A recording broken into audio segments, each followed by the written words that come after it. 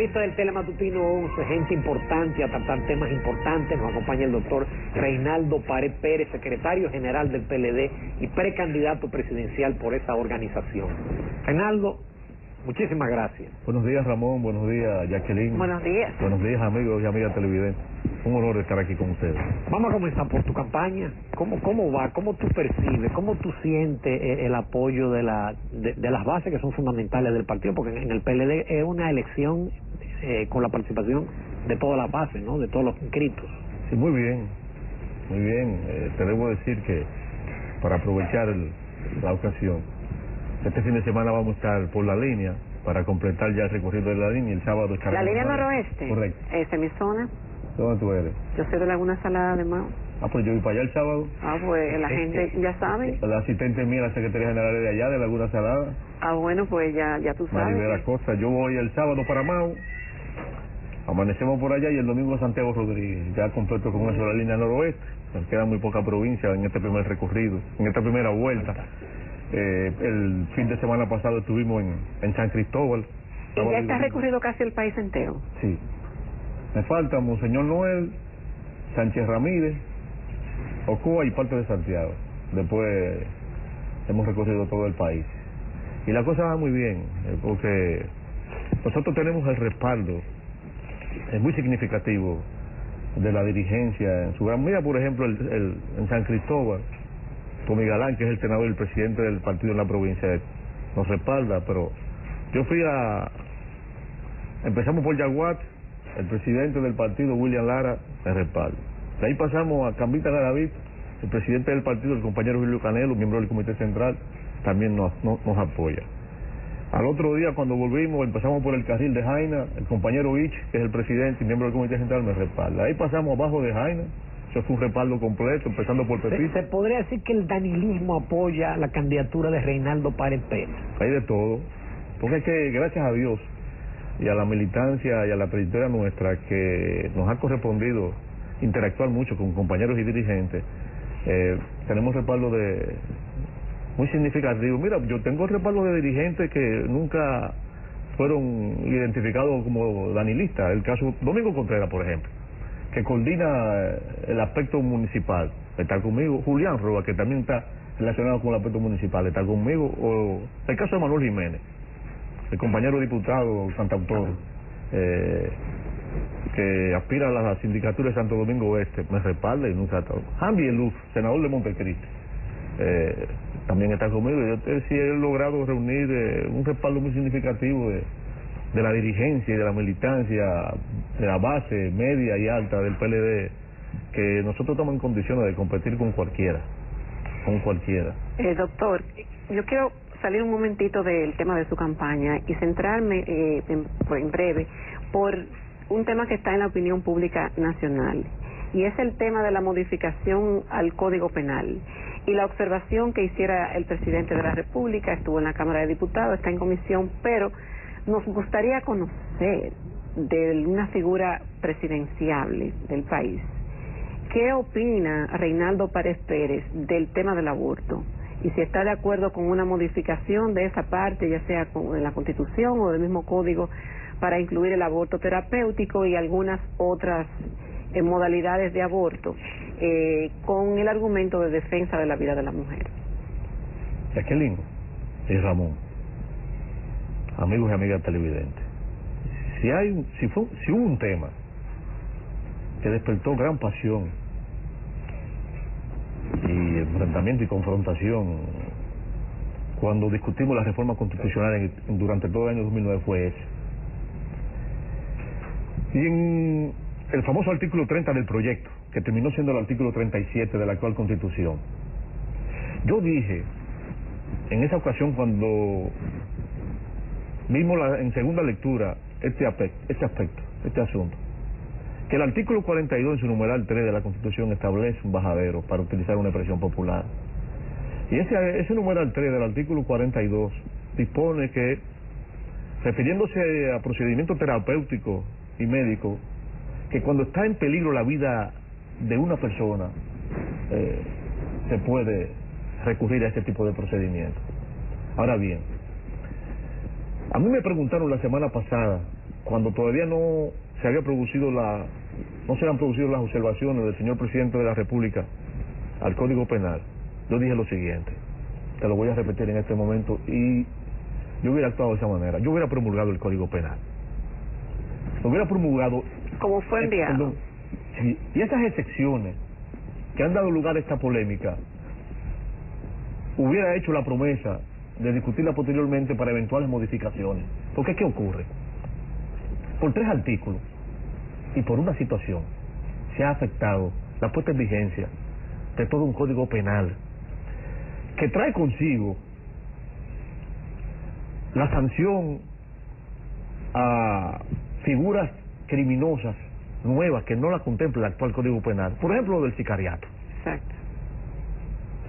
Viene con el nuevo código y una serie de penalidades.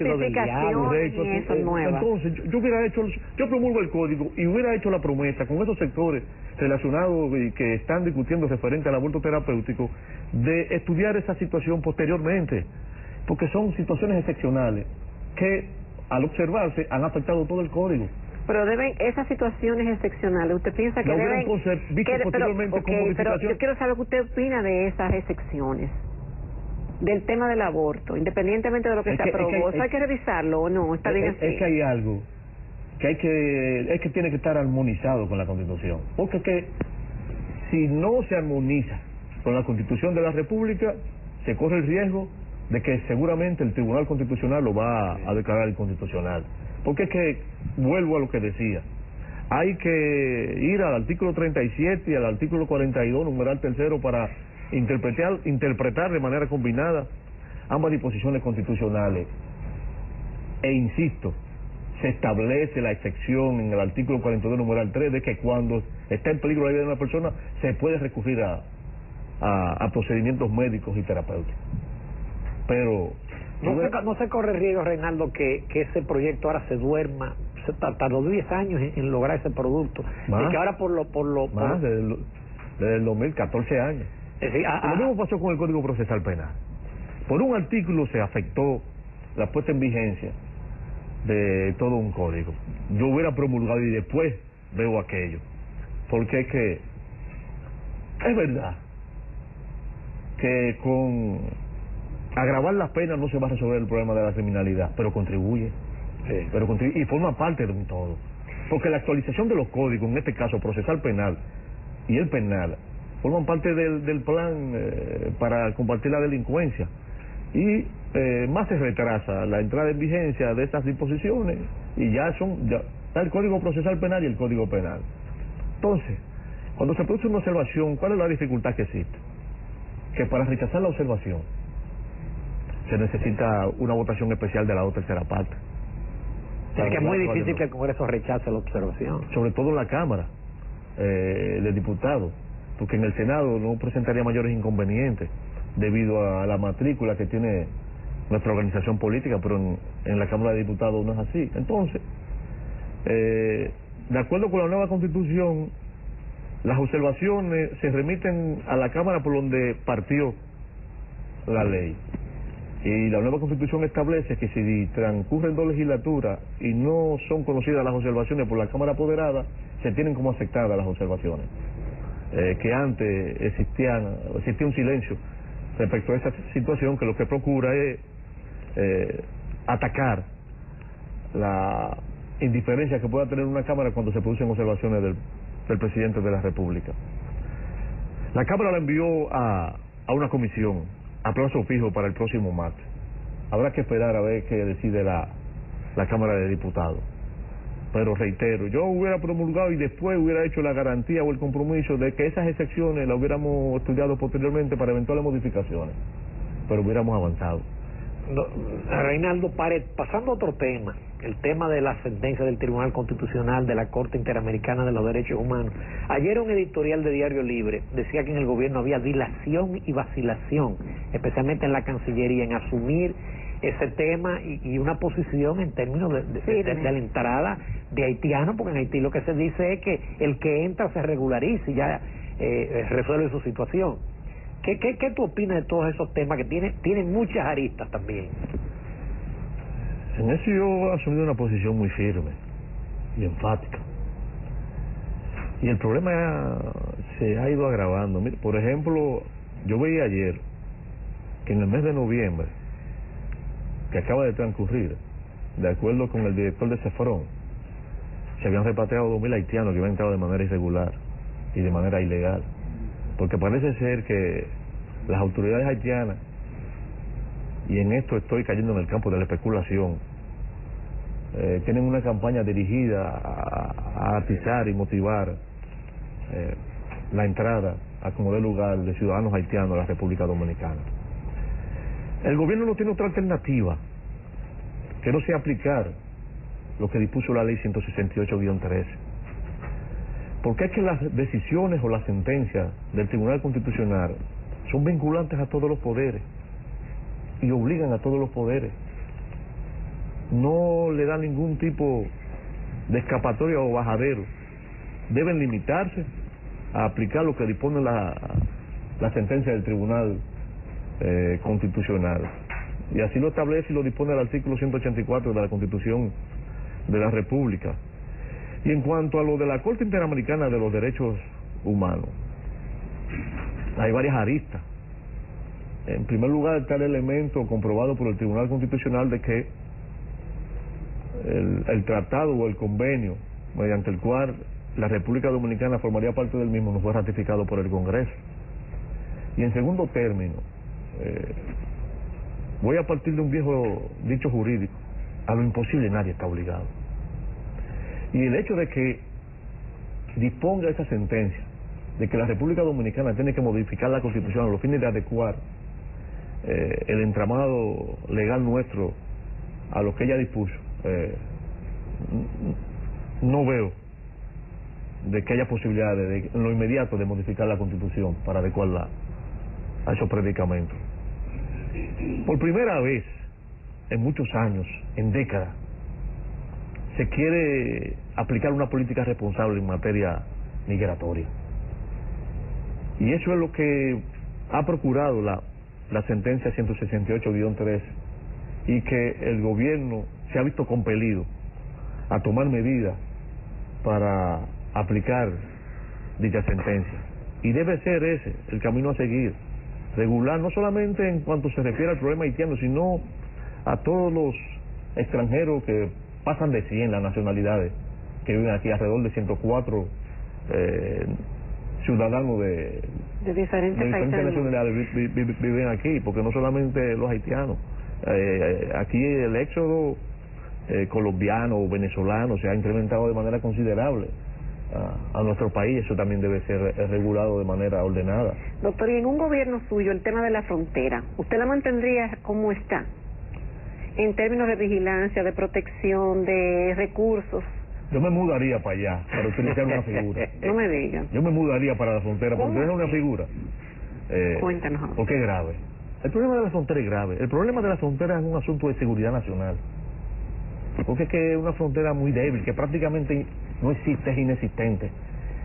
Y por ahí se produce un trasiego de muchas cosas, no solamente de trata de personas, de armas, de narcotráfico y todo ese tipo de cosas. Y hay que ser más drástico en el asunto fronterizo, porque no cabe duda de que existe una complicidad entre ciudadanos de los dos países, de militares que se prestan a recibir cualquier tipo de dinero para dejar pasar sin ningún tipo de consideración, no solamente a haitianos, sino a ciudadanos de otras nacionalidades que utilizan la frontera, valiéndose de la fragilidad de la frontera para penetrar ilegalmente en la República Dominicana.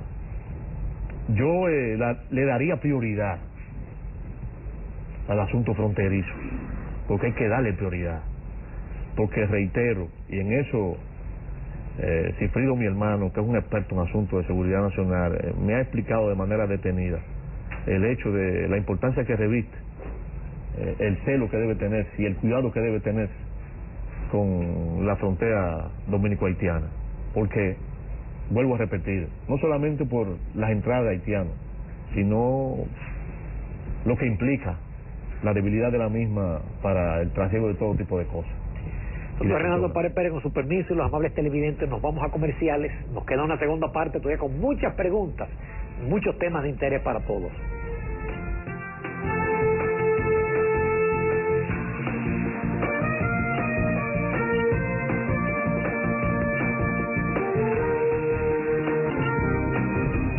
Esta mañana estamos conversando con el doctor Reinaldo Pared Pérez, precandidato presidencial del Partido de la Liberación Dominicana, expresidente del Senado y secretario general del PLD. Yo no sé por dónde seguir, pero vamos a referirnos ahora, porque son muchas las interrogantes, del tema de las encuestas, doctor, que en las últimas que se han hecho en el país favorecen que el candidato que la gente ve dentro del PLD y fuera del PLD como candidato presidencial y como ganador de las elecciones es al doctor Leonel Fernández, y los que están como emergentes en el caso suyo y de otros compañeros apenas le proporcionan un muy mínimo porcentaje. ¿Qué opinión le merece a usted todos estos resultados de estas encuestas con miras a su precampaña y a la posible nominación presidencial por el PLD? La última no decía eso, que fue la Penanchoen. Las encuestas que se han dado a conocer en los meses más recientes, algunas no nos medían ni nos incluían, solamente incluían al compañero Leonel y a Danilo. El caso de la Gallup, de Asisa, pero la Penanchoen, que ha dado la publicidad en este año 2 entregas, 2 versiones, sí ha medido a los precandidatos del PLD que han manifestado su voluntad y están en ello de sustentar la candidatura presidencial por nuestra organización. Sí se han medido, el caso mío, el caso de Francisco Javier y de Temístocles. Y en la última entrega de la Penanchoen se mide a Leonel con Hipólito, Leonel 41, Hipólito 36. Se mide a mí con Hipólito y también con Miguel, yo 36, Hipólito 36. De esa última entrega, la diferencia entre el presidente del PLD, el compañero Leonel, y yo son 5 puntos nada más. Francisco Javier y Temo quedan por debajo de Hipólito, y Miguel, lamentablemente para él, en el caso mío y en el caso de Leonel, obtiene un 9 y un 10%. Pero yo vengo figurando, y esa es la más reciente, que fue del mes pasado, de noviembre, en niveles de competitividad muy óptimos. Y en la medida en que hemos ido avanzando en los trabajos y en los recorridos y en los contactos y en las actividades que hemos venido desplegando, eso ha tendido a ir creciendo y acrecentándose y posicionándose. Y otra cosa, Jacqueline, que no puede obviarse, hay que mirarse a la tasa de rechazo. La tasa de rechazo nuestra es baja. ¿Y por qué hago referencia a la tasa de rechazo? Por algo muy elemental. Mientras más alta es la tasa de rechazo de un candidato, son menos las posibilidades de crecer de ese candidato. A la inversa, mientras más baja es la tasa de rechazo, más probabilidad y posibilidad tiene de crecer ese candidato. Entonces eso también hay que observarlo. Y nosotros entendemos que a la medida que vaya pasando el tiempo, nosotros nos iremos posicionando de manera muy privilegiada en el electorado nacional. Y eso es lo que venimos sintiendo en los recorridos que venimos haciendo semana tras semana. Y partiendo de esa última entrega de la Penanchoen, nosotros estamos muy optimistas y muy esperanzados. ¿Por qué no se reúne el comité político? Tiene como 2 meses o 2 meses y medio. ¿Verdad que sí? Nosotros hemos hecho un par de intentos. ¿Por iniciativa suya? Sí, y también de Leonel. ¿Y qué ha Porque pasado? por lo regular el presidente del partido, él y yo nos consultamos para, cuando se va a convocar al comité político, él me autoriza, entonces yo convoco al comité político, pero no ha habido inconveniente para reunir al comité político. ¿Y de parte de quién son los inconvenientes? No, ha habido compromisos. ¿De los integrantes del comité político? Sí, en su gran mayoría ha habido determinados compromisos. Yo espero que antes de que finalice el año nos podamos reunir. Parece que el tema de la reelección sería un tema importante en la reunión del comité. O por lo menos aspiran algunos miembros que sea tocado por el comité político. podría ser tocado en caso de que se convoque al comité político como otros temas, porque en las últimas 2 reuniones se integraron una serie de comisiones con encomiendas muy importantes, que esas comisiones deberán rendirle el informe correspondiente cuando sea convocado el comité político. Ya entró diciembre, y cuando entra diciembre, a medida que van pasando los días de este mes, el activismo político se reduce a su más mínima expresión, y si no se produce ahora, tendrá que producirse a inicio del próximo año, porque además está el hecho de las precandidaturas que no han sido oficializadas.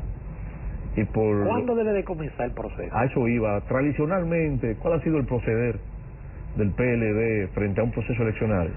Por lo regular, entre los meses de marzo y junio, o abril y junio, del año anterior a las elecciones, es decir, del año preelectoral, se convoca al comité central para escoger a los precandidatos a cargos electivos, en este caso a la presidencia a la presidencia de la República, entre marzo y abril y junio.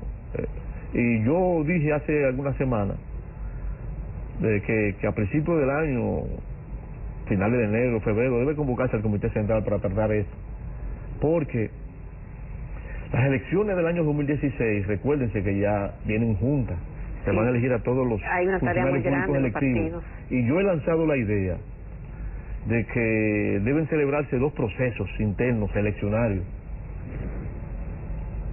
Uno primero para escoger el candidato presidencial, y uno segundo para escoger a los demás precandidatos a los cargos electivos del Poder Legislativo y municipales. Pero yo entiendo que a principios del año que viene, finales de enero, principios de febrero, deberá convocarse el Comité Central para tratar el problema del proceso interno, porque ya el año que viene es el 2015, el año antes de las elecciones. Así es, doctor. El doctor Leonel Fernández se distinguió en su campaña 96, 2004, 2008, y se reconoce como un intelectual, se vincula a un camino de modernismo y modernidad, de las relaciones internacionales y demás. El licenciado Danilo Medina es más vinculado, su imagen es como lo social, el contacto con la gente, las oportunidades de crecimiento, pequeña y mediana empresa. ¿Cuál es la bandera de Reinaldo Pared? ¿Cómo se distingue Reinaldo Pared frente a otros precandidatos y frente a los otros que han sido ya presidentes en el Partido de la Liberación Dominicana? Mira, el estilo de Danilo ha impactado y le ha gustado a la gente. Por ello los altos niveles de popularidad y de aceptación de Danilo. Danilo se ha enfocado básicamente en los aspectos sociales, educación, el auxilio a medianos y pequeños productores, lo ha implementado a través de estas visitas, y yo creo que eso debe ser acentuado. La inversión en la agropecuaria. ¿Pero cuál es el sello personal? Voy a ello. La inversión en la agropecuaria y la diversificación del turismo deberán ser pilares de una próxima gestión nuestra.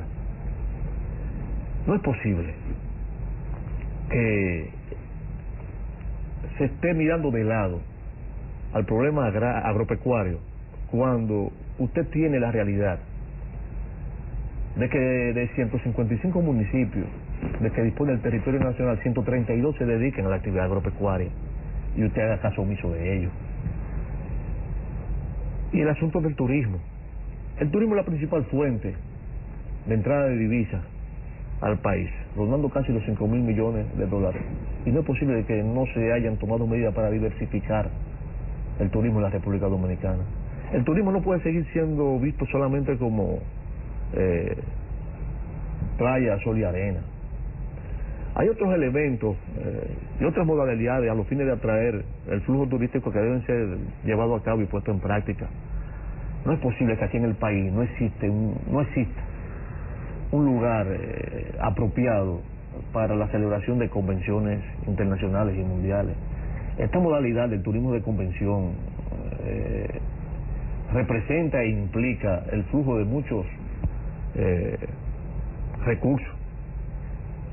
El año pasado, por ejemplo, La modalidad del turismo por convención en el mundo produjo 300.000 millones de dólares y se produjeron, por concepto de ello, alrededor de 50 millones de vuelos a nivel mundial. El turismo de salud o el turismo de montaña, que el país tiene recursos en este sentido cuantiosos y hermosos, y el turismo religioso también. Entonces hay que enfocarse en diversificar el turismo y el asunto agropecuario, porque mira, el cacao, el tabaco, el café orgánico y otros productos. El sábado yo tuve una reunión a finalizar las actividades con directivos del clúster de aguacate de Cambita, y con poca cosa que se pueda invertir en ese renglón puede dinamizar y diversificarse los asuntos del clúster de los aguacates. El asunto del café, que en cierta medida la arroya ha impactado. Hay que ir a auxilio de los pequeños y medianos productores de café, y yo entiendo que esos aspectos deben ser importantizados por nosotros, y acentuar la inversión en educación, no solamente en cuanto se refiere a la inversión en el alumno, en planteles. Hay que ponerle atención también al personal docente, a los fines de cualificarlo y llevarlo a modernizarlo. Reinaldo, no es posible que aquí se siga siendo un aula de tiza y borrador. De tiza y borrador nada más. ¿Y cómo se va a manejar eso con el presupuesto actual? Y ahí lo conecto con el tema del déficit fiscal, del aumento del endeudamiento, que ya la República Dominicana está en el borde de un punto de insostenibilidad fiscal. Hay varios aspectos ahí. A ver, usted me tocaba en el caso ahorita del subsidio, pero no solamente el subsidio de los combustibles. Aquí por concepto de subsidio se van más de 100.000 millones de pesos. Si usted revisaría esa partida. No solamente eso. Yo he dicho más de unas ocasiones, sobre todo cuando era presidente del Senado, que aquí existen un conjunto de leyes que de manera irresponsable fueron aprobadas, que asignan porcentajes a instituciones que van en detrimento de... Eso hay que revisarlo. Eso hay que revisarlo también. Son un sinnúmero de leyes que comprometen el 40% del presupuesto de la nación, más o menos. Entonces eso también hay que verlo, y hay que priorizar el gasto. Entonces son varios los aspectos que dan que ver, sobre todo lo del subsidio. Más de 100.000 millones se van a través de subsidios a diferentes renglones y sectores. ¿Y el tema del endeudamiento? Bueno, eso es un tema que hay que ponderarlo de manera detenida y ver de qué manera se puede buscar con los organismos internacionales algún tipo de renegociación, porque por concepto de interés y de amortización de la deuda se van entre 60 y 80.000 millones de pesos, que impactan de manera considerable. Hay que ver los renglones que impactan en el presupuesto. Creo que por ese concepto, el subsidio eléctrico y la nómina gubernamental comprometen básicamente y disminuyen la inversión de capital en la República Dominicana. Es un problema serio que tenemos nosotros a nivel presupuestario, porque además de ello está el asunto de que no se corresponde con la presión tributaria que existe en el país.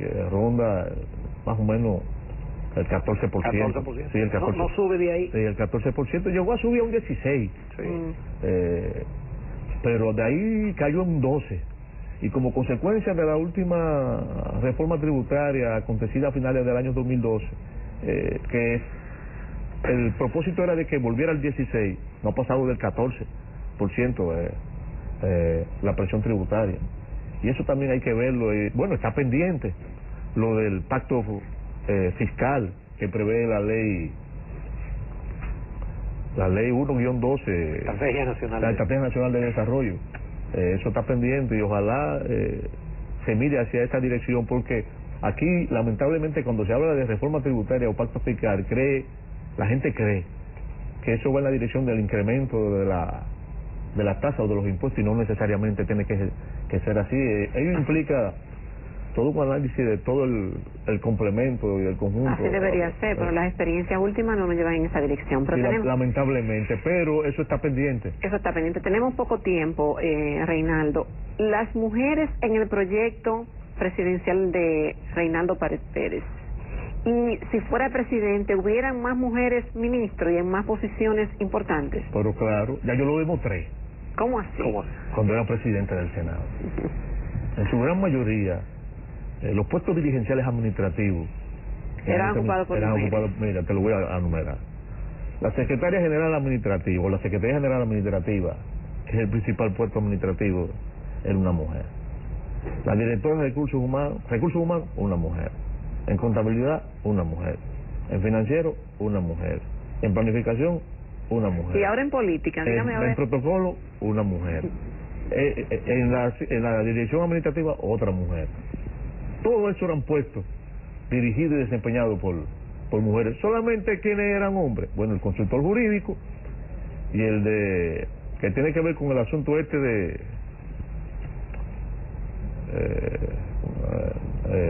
otro ahí, bueno. El otro ahí se me quedó, el que tiene que ver con las informaciones.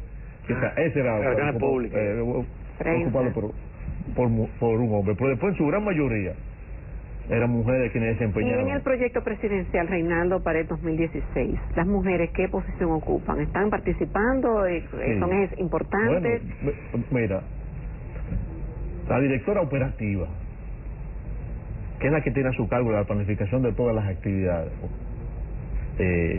del día a día, y es una mujer, la compañera Margarita Pimentel, que es una buena dirigente, eficiente dirigente. Y la mujer y los jóvenes van en coche conmigo, van en coche, van de robo, como se dice popularmente, porque ese siempre ha sido el fuerte del PLD. La mujer, y fueron determinantes en el triunfo de Danilo. Sí. La mujer, y además yo le voy a decir una cosa, y que me acusen los varones y los hombres. La mujer es más eficiente en el desempeño de funciones, y la mujer se ha visto menos involucrada en la comisión de actos de corrupción, y ahí está la historia. Son por lo regular los hombres que se ven inmersos en asuntos de actos de corrupción. La mujer es más eficiente, más trabajadora, y procura economizar más, y eso se ve en los hogares, y eso se traslada al ejercicio de la función pública. Y además los resultados y los porcentajes que se obtienen de las graduaciones en las universidades, los estudiantes que se gradúan con más altos honores, alrededor del 60 al 65% son mujeres. Y esa importancia, ese capital humano no se aprovecha o no se ha explotado como debe haberse explotado. Sacarle mayor rendimiento a la mujer en la República Dominicana, que se ha desarrollado de manera notable y notoria. Y en el caso de la juventud, entre el 60 y el 65% de la población dominicana es joven, por debajo de 35 años de edad, y no se le ha dado la participación correspondiente. Por ello, nosotros priorizaríamos el uso y la utilización de mujeres y jóvenes en la República, pero sobre todo en el caso de la mujer. Van en coche conmigo, Jacqueline, te preocúpate. Ya te lo demostré, insisto, en el Senado. Bueno, doctor Reinaldo Pared, muchísimas gracias por su participación. Lo esperamos tenerlo mucho por aquí. Y le agradezco al amigo Charlie Núñez, que nos sirvió de enlace para lograr esta entrevista. Y a Fausto Monte de Oca, que viene toda la semana. Ahí está el equipo. Está los lunes fijo ahí. Sí, no, gracias a ustedes. Nos vamos a comerciales, amables televidentes, a la recta final del Telematutino.